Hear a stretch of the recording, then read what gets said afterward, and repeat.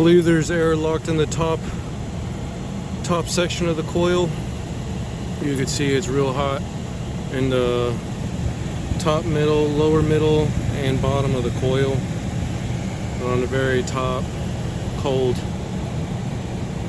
That's like a good, I'd say little less than third, probably a good quarter, possible third of the coil. Hot water coming in.